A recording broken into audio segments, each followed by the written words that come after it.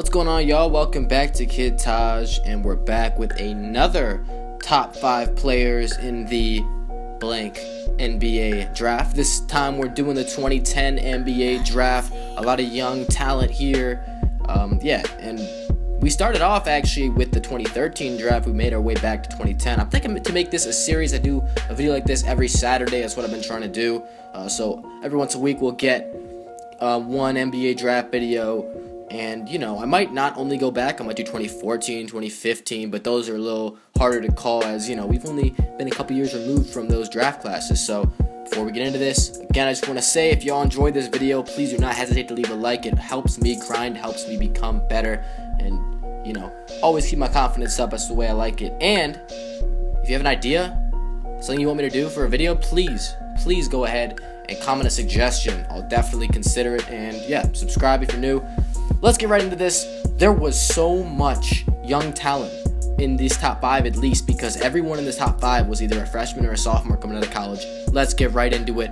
Immediately, the Butler product is checking in at number 5. Utah Jazz small forward Gordon Hayward. He was picked 9th to the Utah Jazz. He was a sophomore coming out of Butler. Like I said, I know y'all remember that NCAA championship game where he had that half-court shot, man. It was very looked online. But anyway, that's a completely different story. Gordon Hayward has proven himself to be a legitimate two-way force in the NBA. He's a guy that can shoot the ball, pass the ball, rebound the ball. He's got athleticism. He's just an all-around player, and that's really why he's up here on this list, because he's just a guy that can do everything. And, I think his best days are in front of him. I still think he has room to improve. And I think his team is getting better. And I say it all the time. The Jazz are going to be dangerous this year, led by Gordon Hayward. I know he's out right now, but when he comes back, this team is going to be scary. And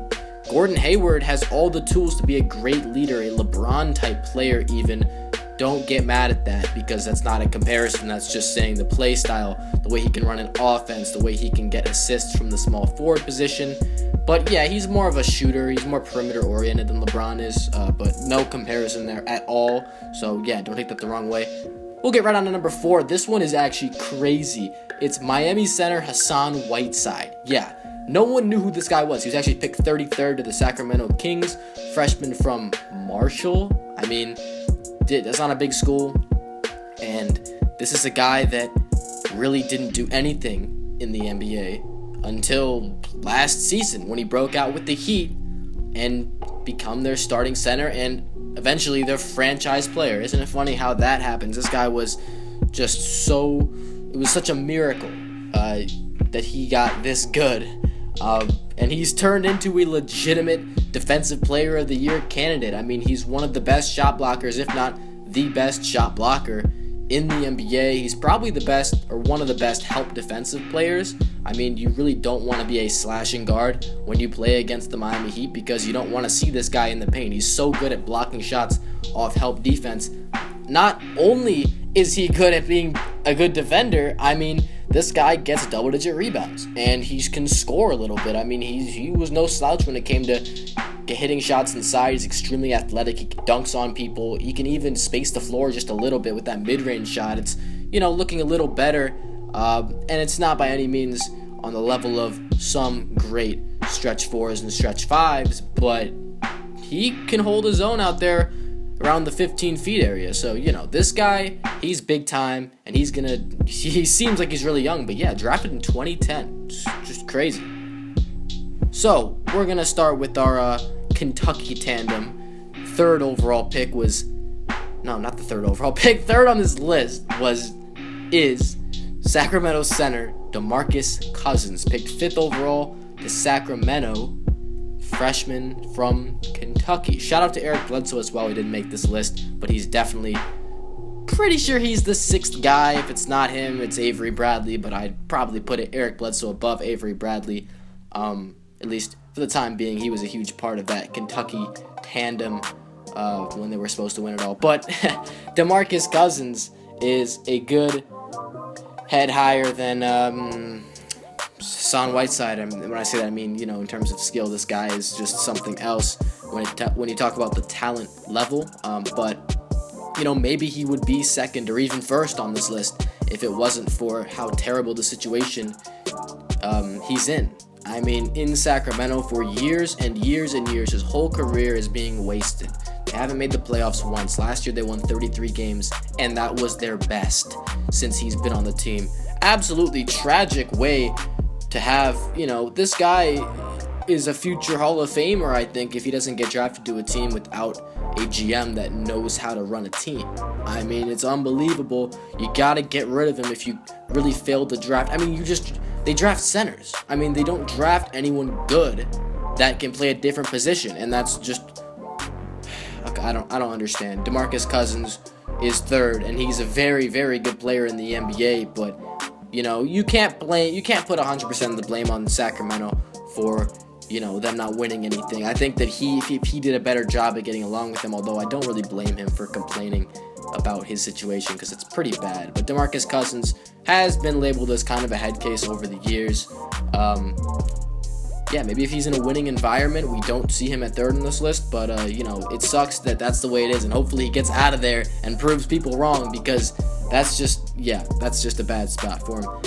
At number 2, we stay in the elite. We got some big-time players coming up. At number 2, from the other freshman from Kentucky on this list, Washington Wizards point guard John Wall. He was picked first to Washington. This guy might have had one of the best, if not the best, high school mixtapes I've ever seen or that exist. I mean, honestly, if you saw this guy in high school, he's a 6'4" guard, but you thought it was like he was LeBron out there. I mean, he was really dominating games. I know it's high school, but he comes into the NBA, and he's still, I would say he's the fastest player in the NBA. If I had a 40-yard dash, if I was betting on a player to win a 40-yard dash in the NBA, I'd probably bet on John Wall, because he's got blazing speed. It creates his whole game, and he's really just an all-around player. The only thing missing is a consistent outside jump shot, and he's gotten better even in that area. The defense that he provides is fantastic. He's the best shot-blocking point guard in the NBA. He gets steals as well. He's high in steals. Assists, double-digit assists for the last 2 seasons.